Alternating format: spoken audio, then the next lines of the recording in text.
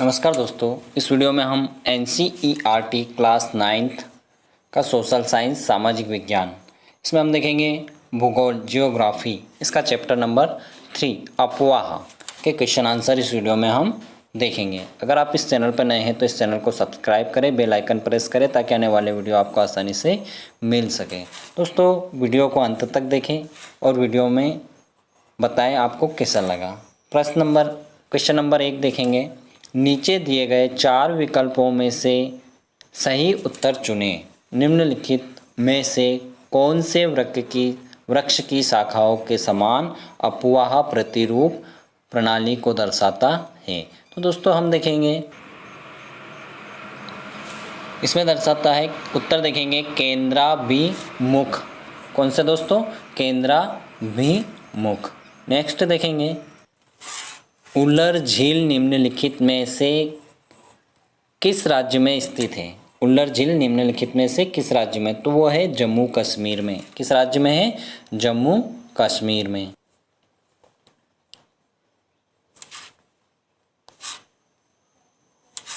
निम्नलिखित में से कौन सी लवणीय झील है? तो दोस्तों वो है सांबर झील। कौन सी है? सांबर झील, जिसमें नमक की मात्रा पाई जाती है। नेक्स्ट है निम्नलिखित में से कौन सी नदी प्रायद्वीपीय भारत की सबसे बड़ी नदी है? नर्मदा, गोदावरी, कृष्णा या महानदी? तो कौन सी है दोस्तों? तो वो है कृष्णा नदी प्रायद्वीपीय भारत की सबसे बड़ी नदी है। निम्नलिखित नदियों में से कौन सी नदी भ्रंश घाटी में होकर बहती है? निम्नलिखित में से कौन सी नदी भ्रंश घाटी में होकर बहती है? तो वो नदी है ताप्ती नदी। कौन सी नदी? ताप्ती नदी। फिर देखेंगे दोस्तों हम क्वेश्चन नंबर 2 है, इसका आ वाला देखेंगे। जल विभाजन का क्या कार्य है? जल विभाजन का क्या कार्य है? उत्तर देखेंगे जल विभाजन दो नदियों के अफवाह को परस्पर पृथक करता है या बांट देता है।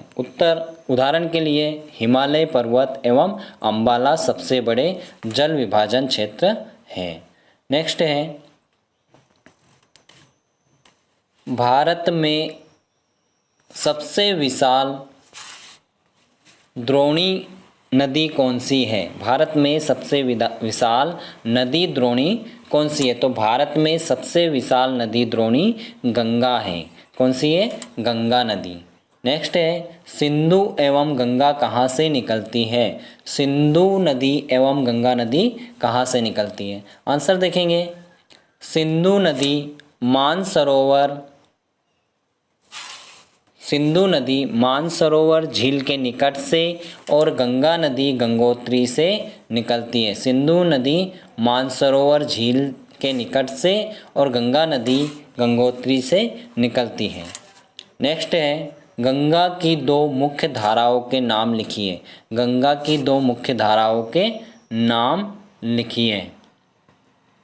ये कहाँ पर एक दूसरे से मिलकर गंगा नदी का निर्माण करती है? ये कहाँ पर एक दूसरे से मिलकर गंगा नदी का निर्माण करती है? तो उत्तर देखेंगे दोस्तों भागीरथी तथा अलकनंदा गंगा की दो मुख्य धाराएं हैं। भागीरथी तथा अलकनंदा गंगा की दो मुख्य धाराएं हैं। ये देवप्रयाग में एक दूसरे से मिलकर गंगा नदी का निर्माण करती है।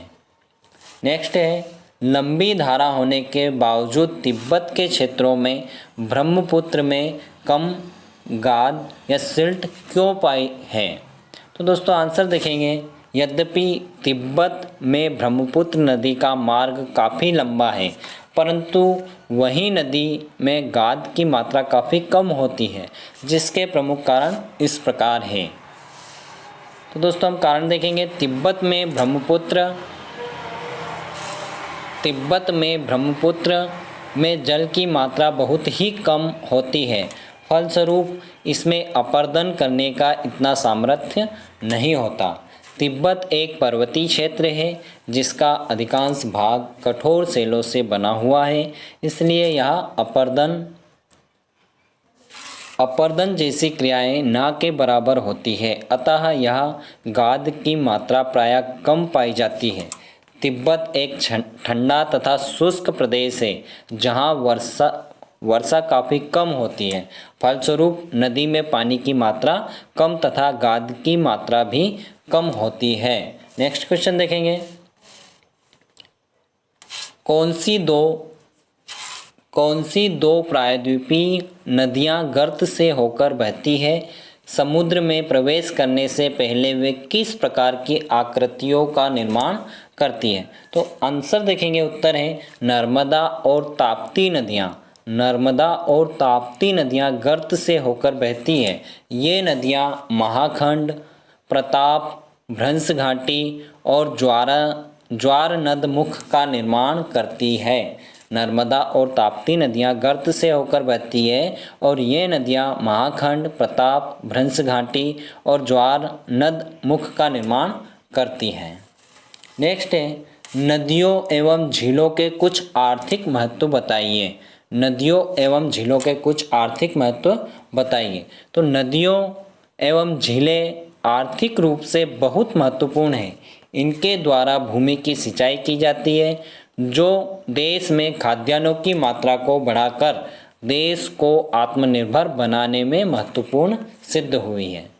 ठीक है, नेक्स्ट है, विभिन्न प्रकार की जन उपयोगी परियोजनाएं जैसे राणा प्रताप सागर, नागार्जुन सागर, हीराकुंड बांध आदि इन्हीं के कारण संभव हो पाई है। रहता है, पर्यटन उद्योग को समृद्ध करने में नदियों एवं झीलों का विशेष योगदान रहा है, जिसमें विभिन्न प्रकार की सांस्कृतिक, वाणिज्यिक तथा आर्थिक लाभ होते हैं। नंबर 4 है, देश के उद्योग तथा घरों में प्रकाश के लिए विद्युत इन्हीं नदियों तथा झीलों के जल से पैदा की जाती है।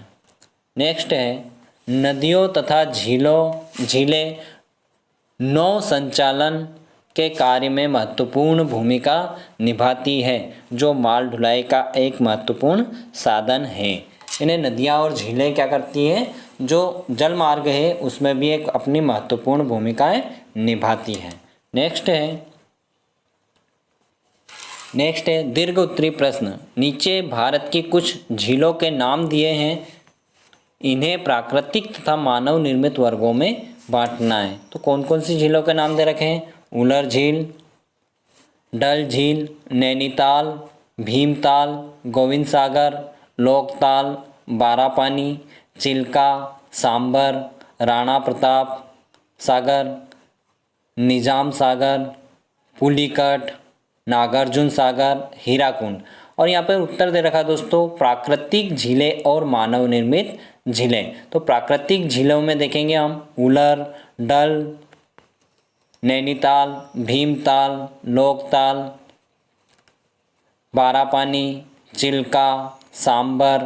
तो ये प्राकृतिक झीलें हैं। और दोस्तों मानव निर्मित झीलें देखेंगे तो गोविंद सागर, राणा प्रताप सागर, निजाम सागर, नागार्जुन सागर, हीराकुंड, ये प्राकृतिक मानव निर्मित है। नेक्स्ट देखेंगे, हिमालय तथा प्रायद्वीपीय नदियों के मुख्य अंतरों को स्पष्ट कीजिए। तो हिमालय पर्वत से निकलने वाली नदियाँ, हिमालय पर्वत की नदियाँ हिमाच्छादित शिखरों से निकलती है, इसलिए ये नदियाँ पूरे साल यानी कि पूरा सारा साल भर बहती रहती है, पूरे साल बहती रहती है। हिमालय की नदियाँ समतल उत्तरी मैदान में बहती हैं। हिमालय से जो निकलने वाली नदियाँ हैं वो उत्तरी मैदान और समतल मैदान में बहती है, इसलिए ये नदियाँ सिंचाई और जहाजरानी के लिए उपयोगी हैं। नंबर 3 है, हिमालय से निकलने वाली नदियाँ अपने साथ उपजाऊ जलोढ़ मिट्टी लाती है, जिसे वे गंगा के मैदान में बिछा देती हैं। इन नदियों में से नहरें निकालकर सिंचाई की व्यवस्था की गई। इन नदियों के किनारों पर कई बड़े बड़े नगर और व्यापार के केंद्र स्थित हैं। फिर आता है दोस्तों प्रायद्वीपीय नदियाँ। प्रायद्वीपीय नदियों के बारे में देखेंगे। नंबर 1 है, दक्कन के पठार की नदियाँ या प्रायद्वीपीय नदियों के जिन पर्वतों में उद्गम स्थल हैं वे हिमाच्छादित नहीं हैं अतः ये नदियाँ ग्रीष्म ऋतु में शुष्क हो जाती है यानी सूख जाती हैं। नंबर 2 है दक्कन की पठारी नदियाँ या प्रायद्वीपीय नदियाँ। तो विषम चट्टानी धरातल पर बहती है, इसलिए ना तो ये नदियाँ सिंचाई के लिए उपयोगी है और ना ही जहाज रानी के लिए।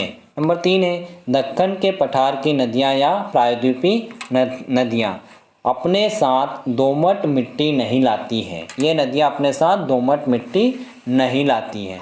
फिर नंबर 4 है पथरीली धरातल होने के कारण और नदियों के किनारे ऊंचे होने के कारण नहरें नहीं निकाली जा सकती है।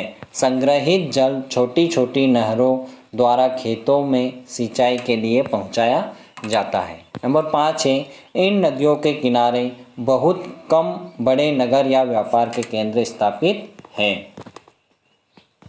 फिर आता है प्रायद्वीपीय पठार के पूर्व तथा पश्चिम की ओर बहने वाली नदियों की तुलना। दोस्तों जो प्रायद्वीपीय पठार है उसके पूर्व तथा पश्चिम की ओर बहने वाली नदियों की तुलना। तो हम देखेंगे पूर्व की ओर बहने वाली नदियाँ।